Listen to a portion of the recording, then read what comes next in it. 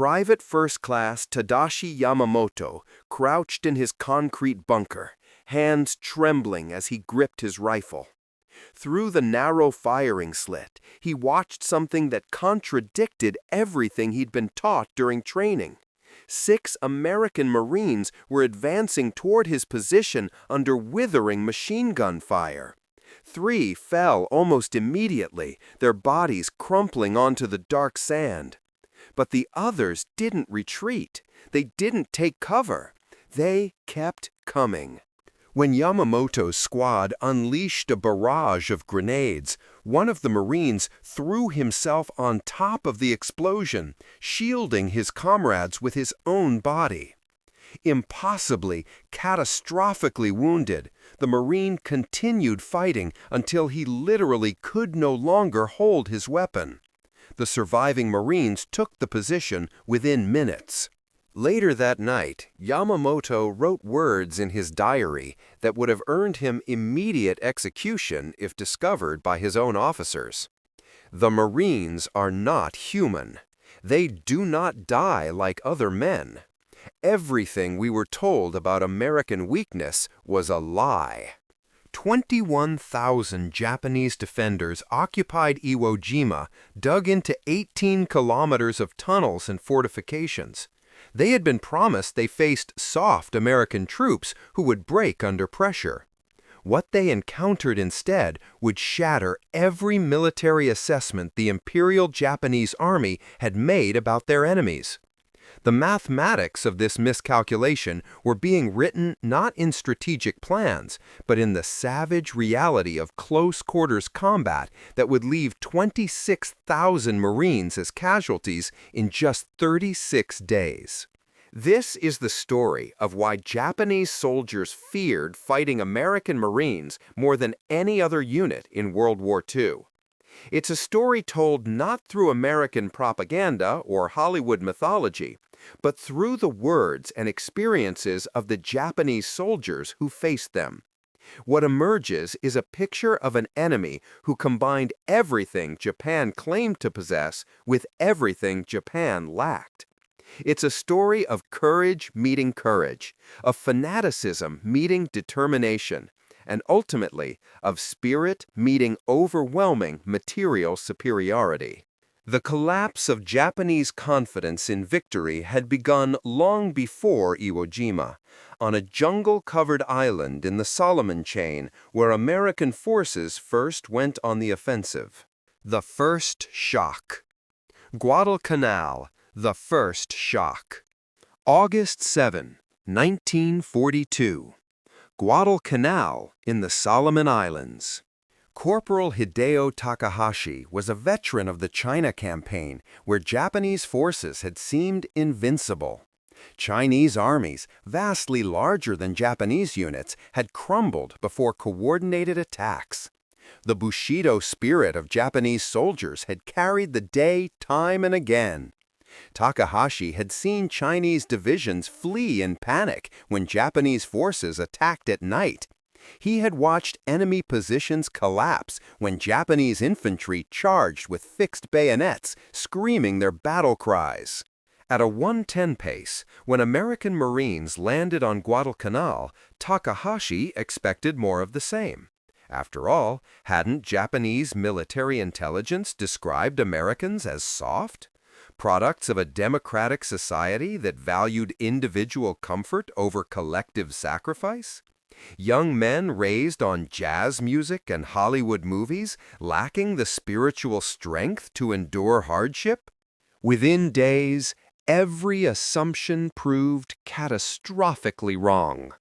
Takahashi wrote in his diary after the first week of fighting, "The Americans who landed are different from any enemy we have faced.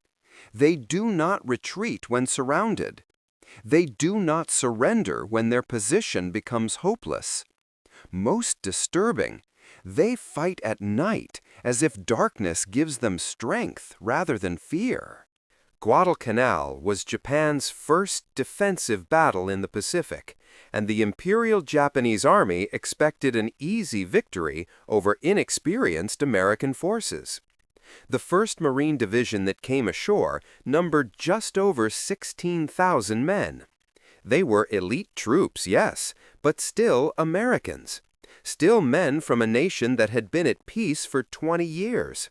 Still soldiers who supposedly lacked the warrior spirit that made Japanese troops unconquerable. The reality shattered those expectations like a rifle shot through paper.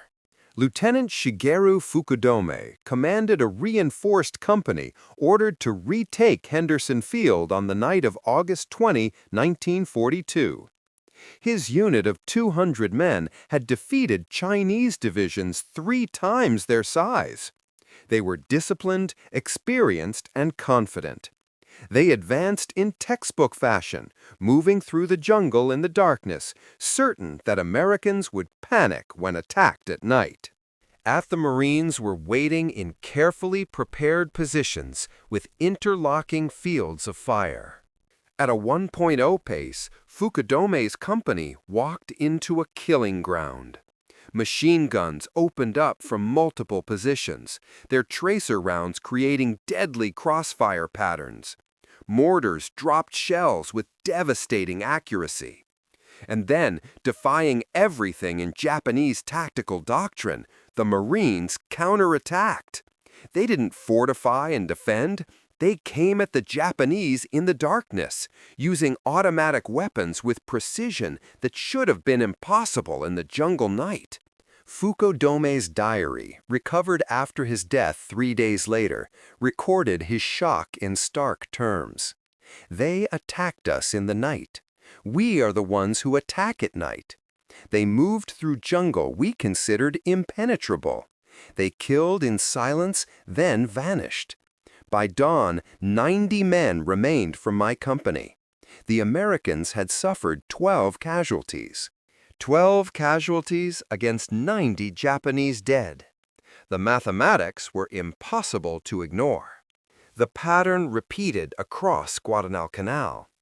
Japanese forces, accustomed to enemies who crumbled under banzai charges, discovered Marines who held positions until physically overrun, then fought hand-to-hand with bayonets, knives, and fists.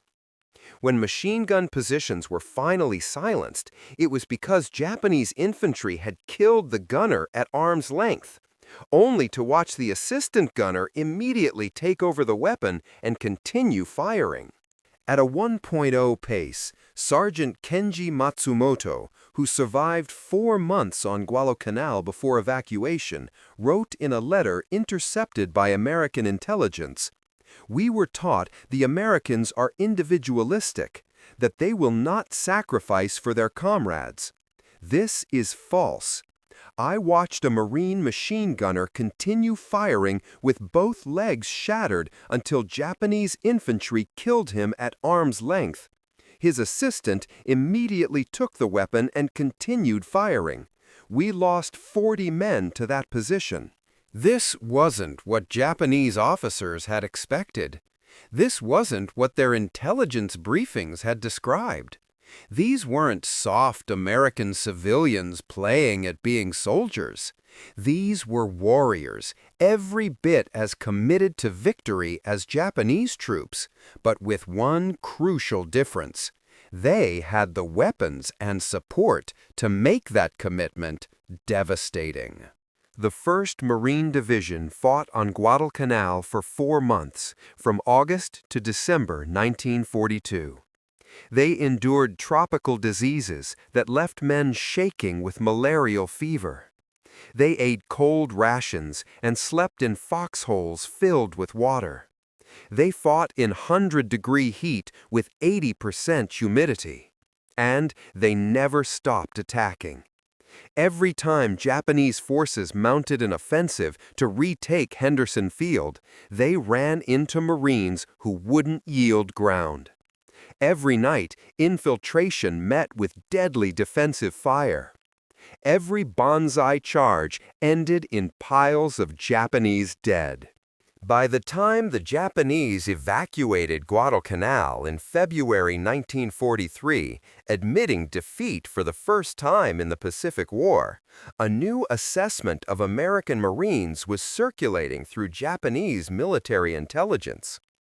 Documents captured later in the war revealed reports describing Marines as shock troops displaying fanatical devotion to objectives, who refuse orders to retreat and will counterattack even when tactically disadvantaged. The word fanatical is telling. Japanese officers used the same term they applied to their own soldiers to describe the Marines. The Americans weren't supposed to be fanatics. They were supposed to be materialistic individualists who would break under the spiritual superiority of Japanese forces. But on Guadalcanal, the Japanese had discovered that Marines fought with a determination equal to their own, backed by firepower they couldn't match. The real education, however, was just beginning. Guadalcanal had been a meeting engagement, a confused 6-month struggle across jungle terrain where American industrial superiority wasn't fully brought to bear.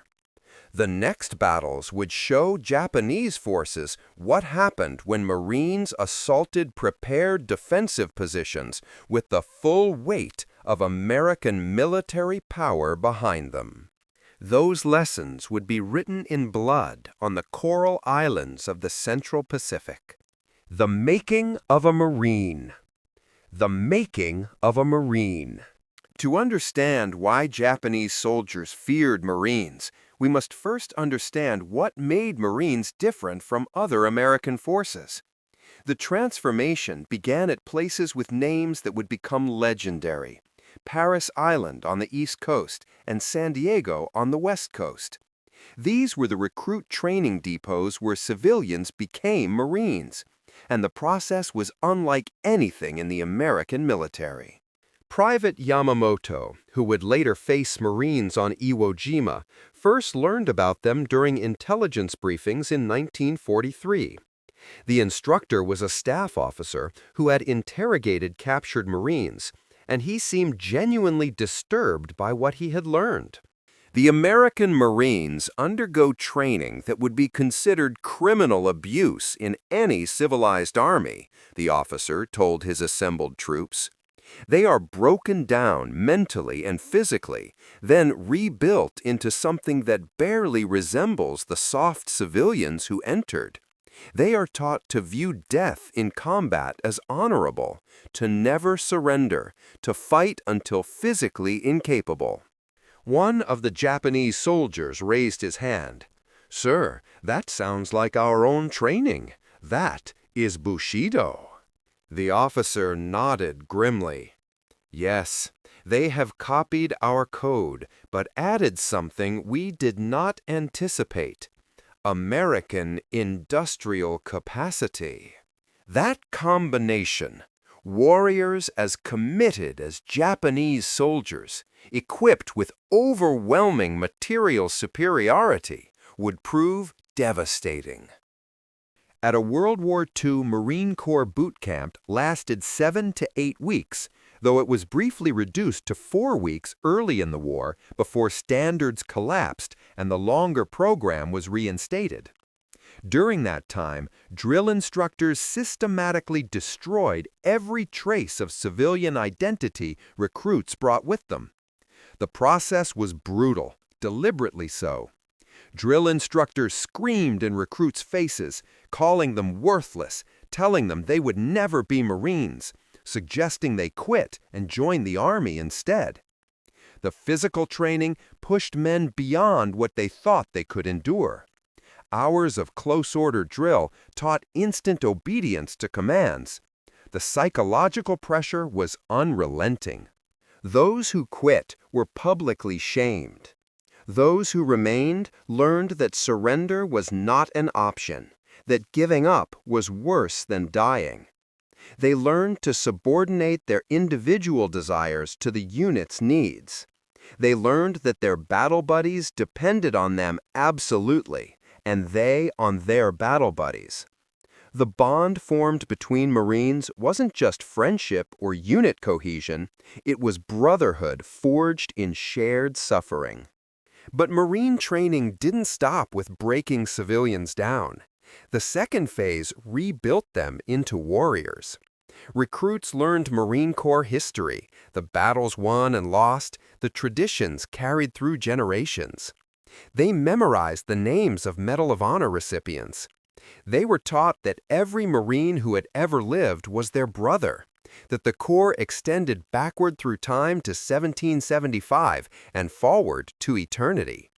Failing in combat meant betraying every Marine who had ever worn the uniform. The marksmanship training was particularly intensive. Marines spent weeks on the rifle range, firing thousands of rounds until they could hit targets at ranges where enemy soldiers couldn't even aim accurately. The emphasis on shooting skills gave Marines a significant advantage in combat. Japanese soldiers noted in their reports that the average Marine rifleman could hit targets at distances where Japanese troops had to fire blindly and hope for the best. Physical training emphasized not just strength and endurance, but combat-specific skills. Hand-to-hand fighting, bayonet training, close-quarters combat drills, all designed to prepare Marines for the brutal reality of Pacific warfare. And throughout the training, the message was reinforced constantly. Marines do not quit. Marines do not surrender. Marines complete the mission regardless of cost. More importantly, Marine training created a specific kind of warrior culture.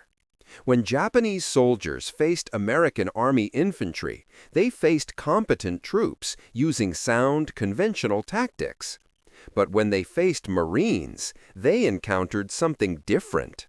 Men who had been conditioned to view retreat as unthinkable, who would rather die than fail to take an objective, who saw every battle as a test of whether they deserved to call themselves Marines. For the first 4 weeks, drill instructors destroy everything civilian in the recruit. You are told you are worthless, that you will never be a Marine, that you should quit and join the Army. The abuse is psychological and physical. You are pushed until you think you cannot continue, then pushed further. Those who quit are publicly shamed. Those who remain learn that surrender is not an option. The Japanese interrogation report noted the officer's response, "This resembles our own training, but more systematic." But then the Marine described something that had no parallel in Japanese training. The second 4 weeks, the instructors build you into a Marine. You learn that you are part of something greater than yourself, that every Marine who ever lived is your brother. This created something unique. Marines fought because to fail was to betray every Marine who had ever lived. The psychological pressure created fighters who would advance when rational calculation said to stop. Japanese intelligence officers studying Marine behavior noted this phenomenon repeatedly. Marines would take casualties that should have forced any unit to halt and regroup, but instead they would continue attacking. Companies would be reduced by 50% and keep advancing. Platoons would be cut to half strength and still assault fortified positions. This wasn't mindless bravery. Marines used tactics and cover when available. But when taking an objective required accepting casualties, Marines paid that price without hesitation. The training had created men who measured success not by survival, but by accomplishment of the mission. Death was acceptable. Failure was not. For Japanese soldiers, this created an impossible psychological dilemma. They had been taught that their willingness to die gave them a crucial advantage over Americans who supposedly valued their individual lives too highly. But Marines demonstrated the same willingness to die, combined with far superior firepower. How do you maintain morale when your spiritual superiority proves illusory and your material inferiority is crushing? Hell in 76 hours. At a 1.0x pace, Rear Admiral Kijiya Shibasaki commanded 4,500 defenders in fortifications he considered impregnable.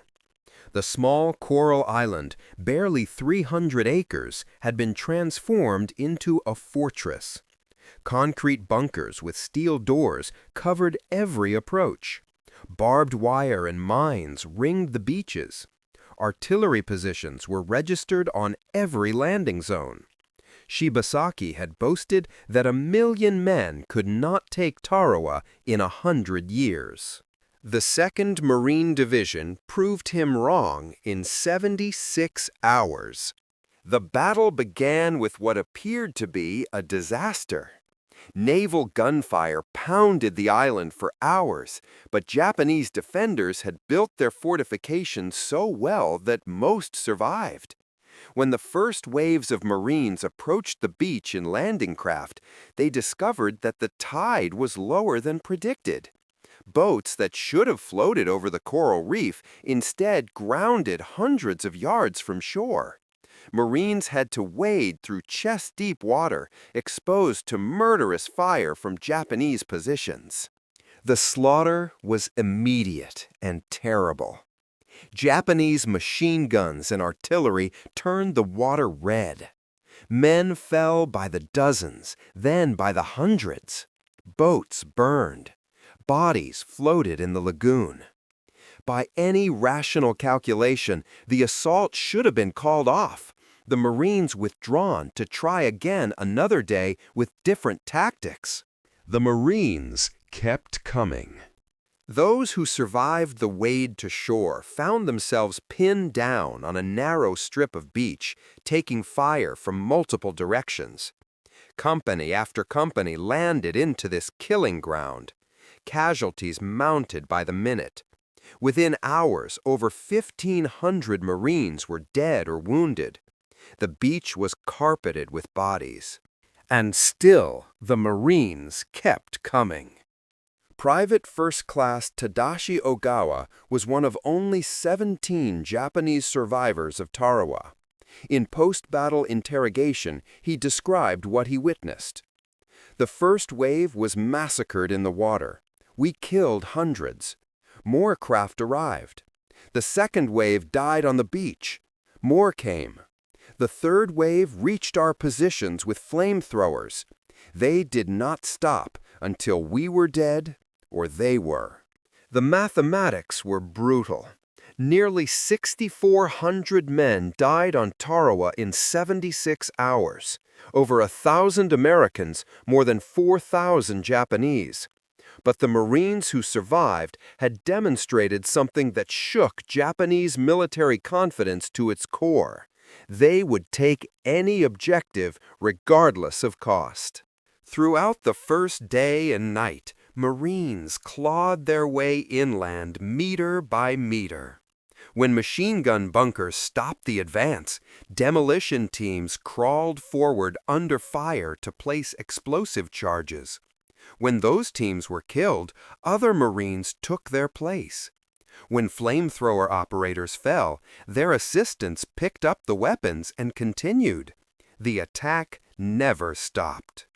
By the second day, Marine tactics had evolved to deal with Tarawa's brutal defensive positions.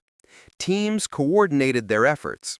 Riflemen would suppress Japanese firing ports, while flamethrower operators moved into position, covered by demolition engineers who would finish off any bunker that survived the flames. Tank infantry teams worked together, with Marines protecting the tanks from Japanese infantry, while the tanks' 75mm guns blasted open fortifications. The fighting was intimate and horrifying. Japanese defenders fought from interconnected positions, emerging from unexpected angles to counterattack. Marines would clear a bunker, move forward, then take fire from behind as Japanese infiltrated back into positions they'd lost. The solution was grimly effective. Once a bunker was taken, engineers would seal it with explosives or bulldozers, entombing any defenders who remained inside.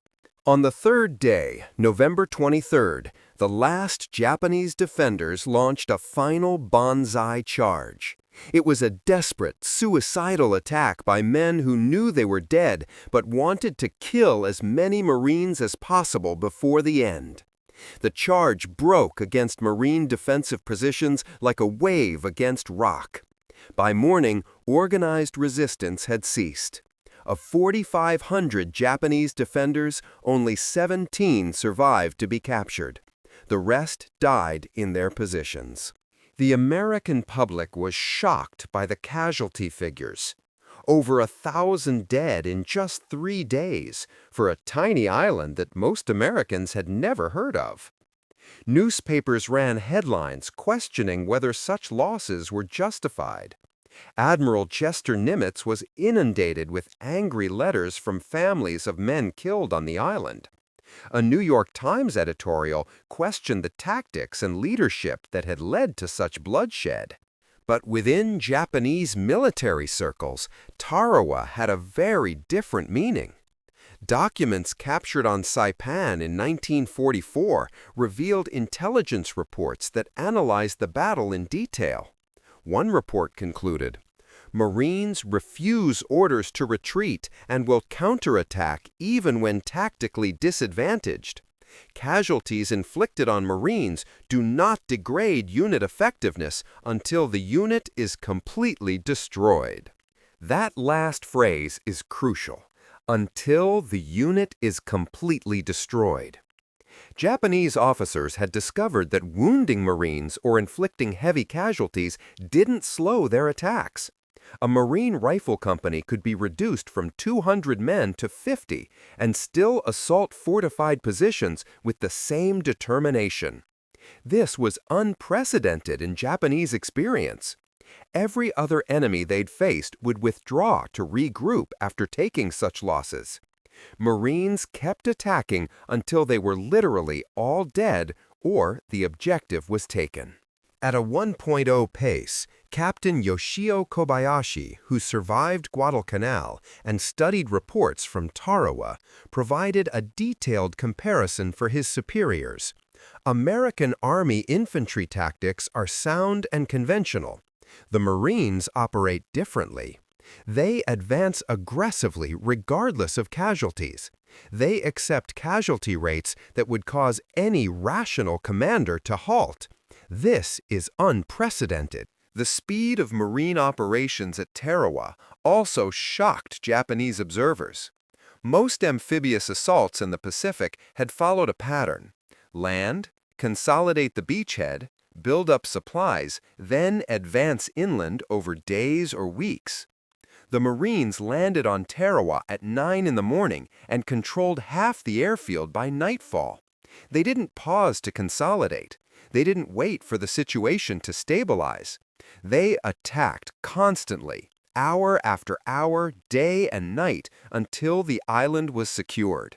This relentless tempo created impossible decisions for Japanese commanders. Every tactical manual said to counterattack immediately when the enemy was disorganized from landing. But the Marines were never disorganized enough to make counterattacks successful. The moment they hit the beach, they were fighting. Within hours, they had established defensive positions strong enough to repel counterattacks. Within a day, they were advancing despite withering fire. There was no window of vulnerability to exploit. But even these adaptations ran into the fundamental problem. Marines would pay whatever price was demanded. They would take 50% casualties if that's what the objective required. They would assault positions that seemed impregnable. They would continue operations at an intensity that would have exhausted any other force. Private Ogawa, the Japanese survivor, was repatriated after the war. In a 1946 interview, he tried to explain what Tarawa meant. After the first day of battle, we knew we would lose. The Marines had landed in overwhelming force. They had naval gunfire that destroyed our positions. They had air support that bombed us continuously. But we still believed we could make them pay such a terrible price they would reconsider future invasions. Then we watched them continue attacking despite horrific casualties. They walked through machine gun fire that killed dozens. More Marines came behind them. We killed them too. More came. We fought for 3 days with absolute commitment. We inflicted thousands of casualties. We died almost to the last man. And the Marines took Tarawa on schedule. They paid the price we demanded and continued their advance across the Pacific. That was when we understood the war was lost. An enemy who will pay any price to win cannot be defeated by making victory expensive. The American way of war. The fear Japanese soldiers developed toward Marines wasn't based solely on their determination and fighting spirit. It was the combination of that warrior mentality with overwhelming material superiority that made Marines so terrifying. Japanese forces had faced determined enemies before. They had never faced an enemy that combined absolute commitment with unlimited resources. Lieutenant Kunio Nakagawa, who would later command on Peleliu, planned his defense based on the assumption that American forces would pause after landing to build up supplies and organize their advance. This was standard military practice, what any rational commander would do. The Marines never paused. They landed on September 15, 1944, at 8:30 in the morning and controlled half the airfield by nightfall. Nakagawa's diary recorded his shock. My defensive plan collapsed because it assumed the enemy would act rationally. The Marines do not act rationally. They act with total commitment regardless of circumstances. At a 1.0 pace, what Nakagawa interpreted as irrationality was actually something more calculated. Marines understood that speed and aggression created their own advantages. By maintaining constant pressure, they denied Japanese forces time to organize counterattacks.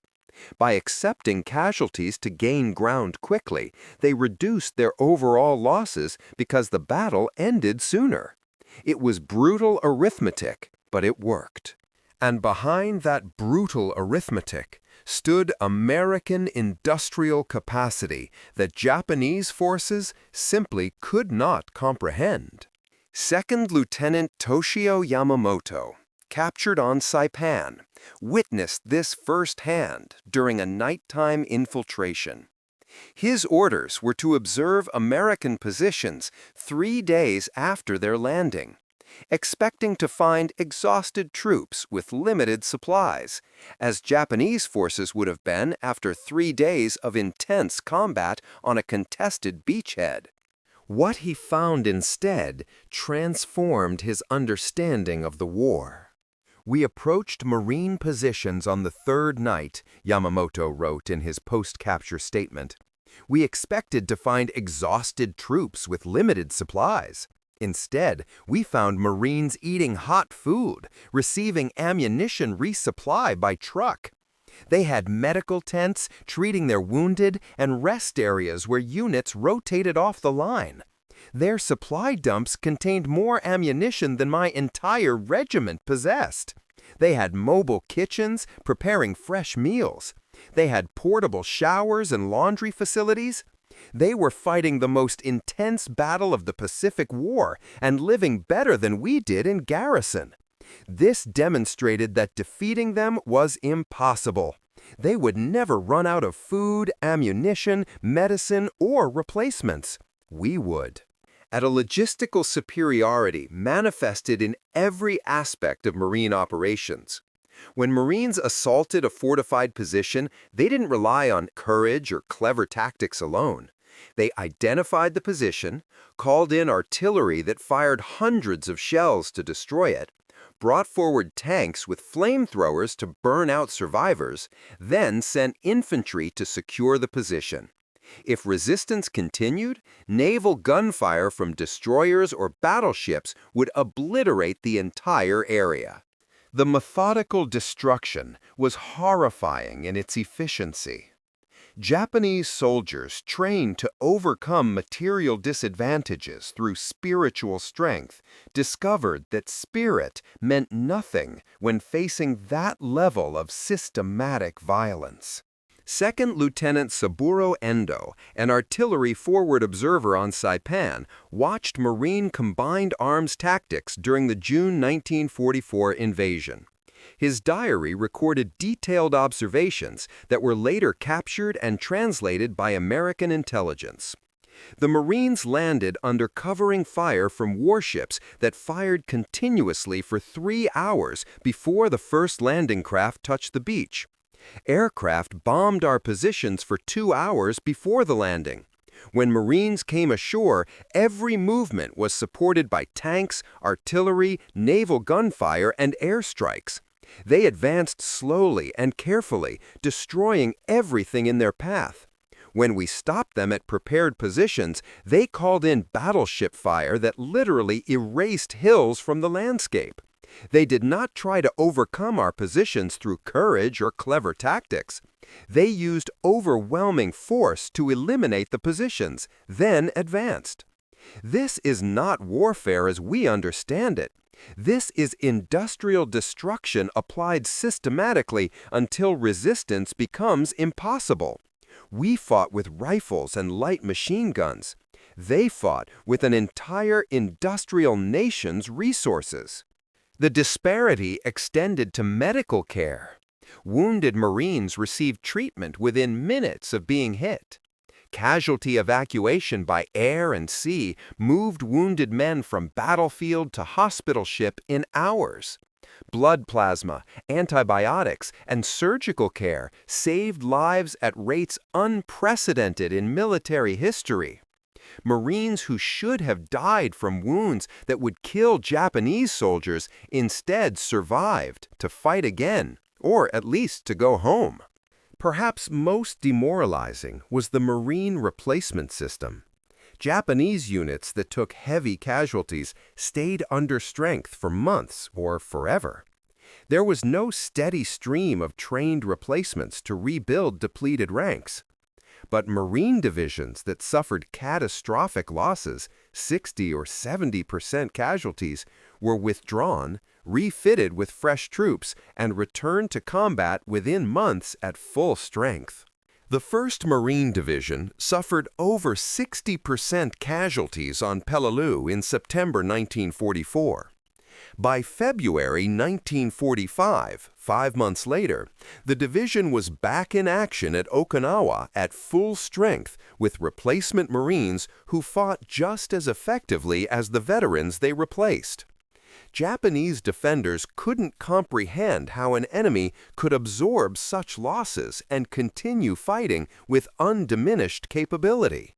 The arithmetic was unsustainable from Japan's perspective.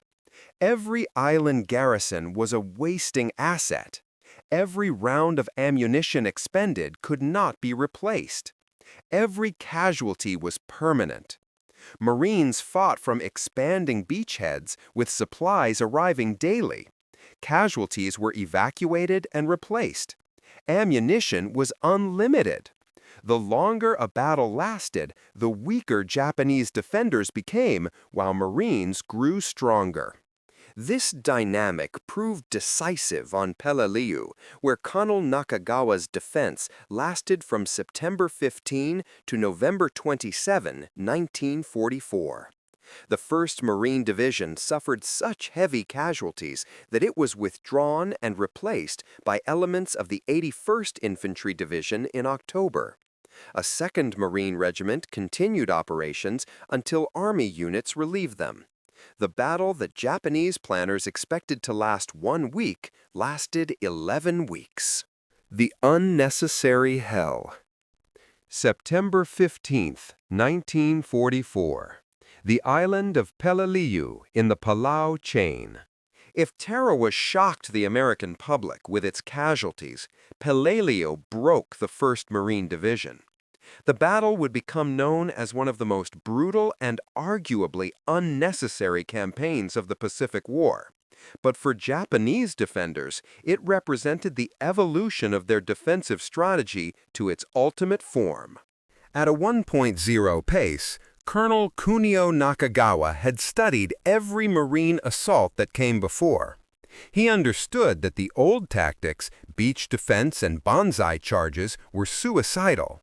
So he created something new, a defense in depth that used Peleliu's rugged coral ridges to channel Marines into killing zones where every meter of advance would cost American lives. Peleliu's terrain was uniquely suited to this strategy. The Umurbragal Mountain in the center of the island was actually a jagged landscape of razor-sharp coral ridges, deep ravines, and hundreds of caves.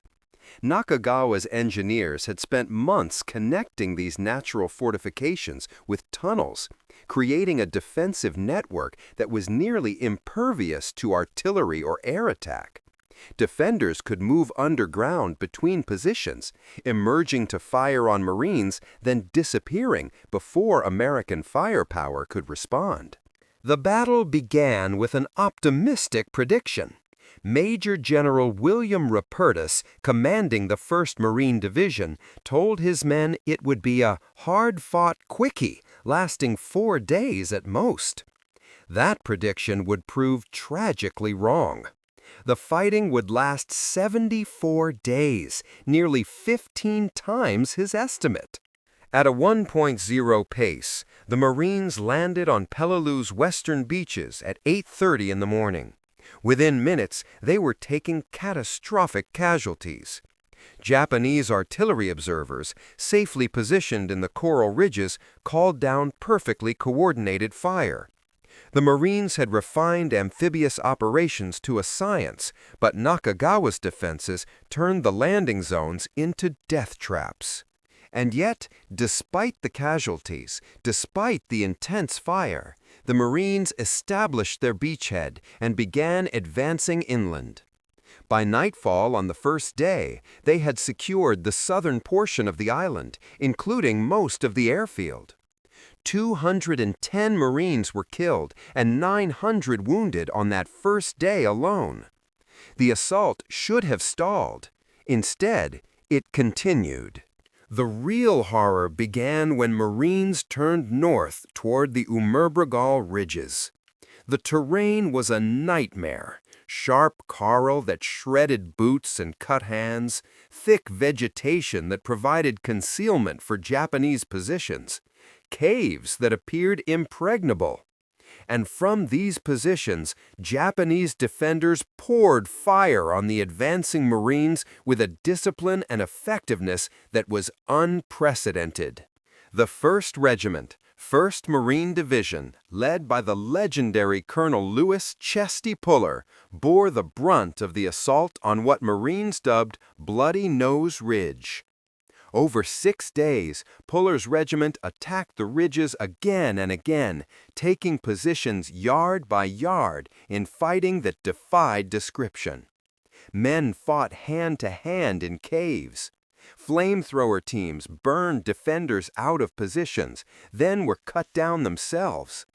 Demolition engineers crawled forward with explosives, often dying before they could place their charges.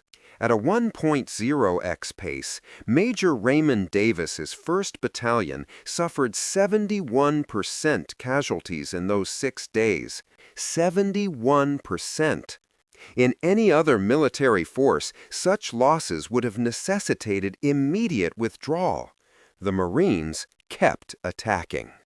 At a 1.0 pape and his company penetrated deep into the ridges, pushing forward with 90 men to seize what they thought was Hill 100. It took a full day of fighting to reach what Pope believed was the crest of the hill, only to discover it was another ridge occupied by more Japanese defenders. The remaining Marines, now reduced to a handful, held their position overnight against repeated counterattacks, fighting with bayonets and throwing rocks when their ammunition ran out. Of the 90 men who started the assault, fewer than 10 were still combat effective by morning. This was not courage. This was systematic application of acceptable casualties to achieve objectives, as one Japanese observer noted. The Marines had calculated what victory would cost and paid that price without hesitation. For Japanese defenders watching from their positions, this was psychological warfare of the most devastating kind. They knew they could kill Marines. They were killing Marines by the hundreds.